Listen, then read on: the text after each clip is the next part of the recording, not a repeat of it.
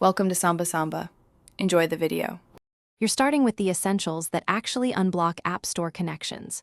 First, make sure you're on a working network. Switch between Wi-Fi and cellular to see which one fails. Next, sign out of your Apple ID and sign back in because cached credentials can block authentication. Once done, use airplane mode for about 10 seconds, then turn it off and restart your iPhone X. This forces a fresh network handshake and clears transient networking glitches. Now you'll run deeper diagnostics that fix cryptographic and routing issues. Reset network settings to remove broken Wi-Fi profiles, VPN, or DNS entries that block the App Store.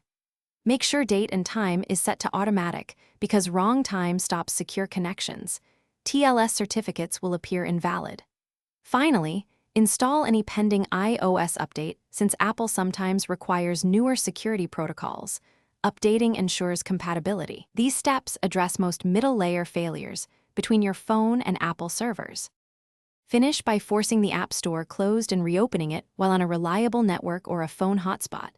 This verifies whether the issue is network or device-specific. If problems persist, check Apple system status. Sometimes the problem is on Apple's side, and then contact Apple support for account or server-side help. As a last resort, back up your iPhone, erase all content, and restore from backup.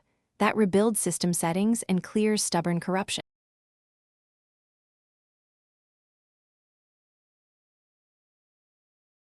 Thanks for watching. Consider subscribing if we helped you.